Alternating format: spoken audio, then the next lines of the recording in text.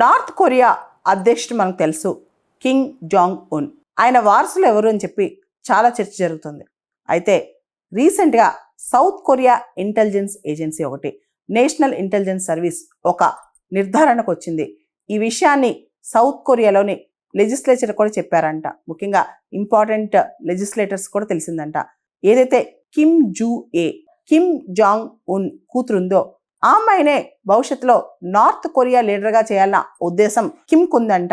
ఈ విషయం స్పష్టమవుతుందని చెప్పి సౌత్ కొరియన్ ఇంటెలిజెన్స్ వర్గాలు చెప్తున్నాయన్నమాట. నార్త్ కొరియాలో నూతన సంవత్సర సందర్భంగా కిమ్ జాంగ్ ఉన్ కూతురు కిమ్ జూ ఏ పబ్లిక్ అపియరెన్స్ ఇచ్చింది. దాంతో పాటు ఆవిడ ఎవరైతే తన తాత ముత్తాతల సమాధులు ఉన్నాయో మజోలియం, అక్కడ కూడా వెళ్ళి ప్రేయర్స్ ఆఫర్ చేసింది. ఈ మధ్య కాలంలో కిమ్ జాంగ్ ఉన్ కూతురు కిమ్ జూ ఏ చాలా సార్లు పబ్లిక్ అపియరెన్స్ ఇస్తోంది. ఉత్తర కొరియా నార్త్ కొరియాని మొట్టమొదటిసారి ఒక మహిళ పరిపాలించబోతుందా, ఒక మహిళా నాయకురాలు అక్కడ రాబోతోందా? దీని మీద ప్రపంచవ్యాప్తంగా వార్తాపత్రికలు రకరకాల కథనాలు రాస్తున్నాయి. ఇప్పుడు ఎవరైతే నార్త్ కొరియన్ రూలర్ ఉన్నారో కిమ్ జాంగ్ ఉన్, ఆయన కూతురు కిమ్ జూ ఏ, ఎంఐ వయసు ఎంతో తెలియదు, ఎంఐ ఏం చేస్తో తెలియదు, ఎంఐ పేరేంటో కూడా దాని మీద కూడా చాలా కన్ఫ్యూజన్ ఉంది.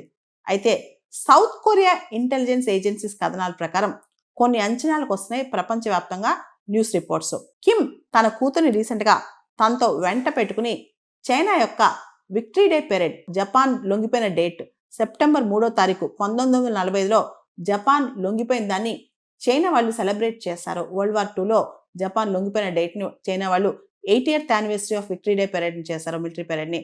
అప్పుడు కిమ్తో పాటు ఆయన కూతురు కూడా వచ్చిందనమాట. రీసెంట్గా ఈ అమ్మాయి చాలా ఇంపార్టెంట్ పబ్లిక్ ఫంక్షన్స్లో అపేర్ అవుతుంది, కనిపిస్తుంది. ఈ అమ్మాయికి ఇంపార్టెన్స్ కూడా బాగా పెరిగింది. North Korea inter continental ballistic missiles launch చేసేటప్పుడు, అదేవిధంగా కొరియన్ పీపుల్స్ ఆర్మీ యొక్క ఏదైతే ఫౌండింగ్ డే సెరమనీస్ పెరేడ్స్ ఉంటాయో అక్కడ, దాంతోపాటు కిమ్ చాలా ముఖ్యమైన మిలిటరీ సైట్స్ కానీ ఇండస్ట్రియల్ సైట్స్ కానీ నార్త్ కొరియాలో ముఖ్యమైన ప్రాంతాలకు వెళ్ళేటప్పుడు, ముఖ్యంగా మిలిటరీ ప్రాంతాలకి పారిశ్రామిక ప్రాంతాలకు వెళ్ళినప్పుడు ఈ అమ్మాయిని వెంట పెట్టి తీసుకెళ్ళటం. ఈ అమ్మాయి అంటే కిమ్ కూతురు కిమ్ జూ ఏ నార్త్ కొరియాలో రష్యన్ ఎంబసీలో జరిగిన ఈవెంట్ కూడా వెళ్ళిందంట. ఈ అమ్మాయిని ఇప్పుడు అందరూ కూడా ఫ్రంట్ రన్నర్ లాగా పోర్ట్రే చేస్తున్నారు. జనరల్గా నార్త్ కొరియాలో చాలా సీనియర్ లీడర్స్కి ఒక హానరీ టైటిల్ ఇస్తారనమాట, గ్రేట్ పర్సన్ ఆఫ్ గైడెన్స్ అని చెప్పి.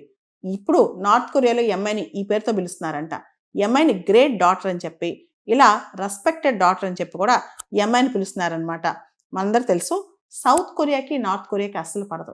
సౌత్ కొరియా నుంచి ఏది కూడా నార్త్ కొరియాకి రానిదనమాట. సౌత్ కొరియా ఒక liberal democratic country, north Korea ఒక కమ్యూనిస్ట్ కంట్రీ అనమాట. అయితే సౌత్ కొరియా, దక్షిణ కొరియా ఇంటెలిజెన్స్ ఏజెన్సీస్ ఈ రిపోర్ట్స్ అని ఇస్తున్నాయన్నమాట. ఇప్పుడు వరకు కూడా నార్త్ కొరియాలో మహిళలు లీడర్స్ కాదనమాట. కిమ్ ఇల్ సుంగ్ కానీ, కిమ్ జాంగ్ ఇల్ కానీ, తర్వాత ఇప్పుడున్న కిమ్ జాంగ్ ఉన్ కానీ, వీళ్ళందరూ కూడా మేల్సే అనమాట. నార్త్ కొరియాలో ఎక్కువగా ఫాలో అయ్యే ఫిలాసఫీ కన్ఫ్యూషనిజం లేదా కన్ఫ్యూషనిస్ట్ ఫిలాసఫీ అనమాట. ఈ ఫిలాసఫీ ప్రకారం సామాజికంగా, రాజకీయంగా ముఖ్యమైన స్ట్రక్చర్స్లో పురుషులే ఉండాలి, స్త్రీలు ఉండకూడదు అనమాట. ఈ స్ట్రక్చర్స్లో హైరార్కికల్గా పురుషులే టాప్ ఉండాలన్నమాట. ఉదాహరణకి హస్బెండ్, భర్త భార్య కన్నా ఎక్కువ అని చెప్పి, అదేవిధంగా ఫీమేల్స్ కన్నా మేల్స్ ఎక్కువ అని చెప్పి కూడా కన్ఫ్యూషియస్ ఫిలాసఫీ అక్కడ ఫాలో అవుతారనమాట. ప్రస్తుతం నార్త్ కొరియాలో ప్రివేల్ అవుతున్న ఈ కన్ఫ్యూషియస్ ఫిలాసఫీ ఏదైతే ఉందో, ఈ ఫిలాసఫీ అనేది అక్కడ అందరూ ఫాలో అవుతారు, ముఖ్యమైన నేతలు ఫాలో అవుతారు, అక్కడ రూలర్స్ కూడా ఫాలో అవుతారు. అలాంటప్పుడు ఈ అమ్మాయిని చేయకపోవచ్చు అని కూడా ఊహాగానాలు వస్తున్నాయి అనమాట. మనందరూ తెలుసు నార్త్ కొరియా ఈ రోజుకి కూడా చాలా రిజిడ్ కమ్యూనిజం ఫాలో అవుతుంది. ఎకనామికల్గా కూడా వీళ్ళు కమ్యూనిస్ట్ ఫిలాసఫీ చాలా వరకు ఫాలో అవుతారనమాట. అక్కడ జూచే అనే ఐడియాలజీ ఫాలో అవుతారనమాట. అంటే పొలిటికల్ ఇండిపెండెన్స్ ఫాలో అవుతారు, ఎక్స్టర్నల్ ఇన్ఫ్లుయెన్స్ దేనికి లొంగరు అనమాట. దాంతోపాటు మిలిటరీ సెల్ఫ్ రిలయన్స్ కావచ్చు, ఎకనామిక్ సెల్ఫ్ సఫిషియన్సీ కావచ్చు, ఇలాంటి ఫిలాసఫీని ఫాలో అవుతారు. అండ్ కొరియన్ పాప్ కానీ, టీవీ సిరీస్ కానీ సౌత్ కొరియా నుంచి ఏది నార్త్ కొరియాకి రానివ్వరు అనమాట. ఏది చూపిస్తున్నా చాలా స్ట్రిక్ట్ పనిష్మెంట్స్ ఉంటాయి, చంపేస్తారు. ఈవెన్ హెయిర్ కట్స్ కూడా గవర్నమెంట్ చెప్పిన రీతిలోనే హెయిర్ కట్స్ చేయించుకోవాలన్నమాట. అక్కడ ఏ విధంగా రూల్స్ని వ్యతిరేకించకూడదు, వ్యతిరేకిస్తే చాలా హార్ష్ పనిష్మెంట్స్ ఉంటాయి. ఇంకా అక్కడ పర్సనాలిటీ కల్ట్ ఉంటుంది అనమాట. ఆ పర్సనాలిటీ కల్ట్ ఏంటంటే అసలు కిమ్మే దేవుడు, కిమ్ ఫ్యామిలీని విపరీతంగా పొగడాలి, అలా ఉంటుంది అనమాట అక్కడ కల్చర్.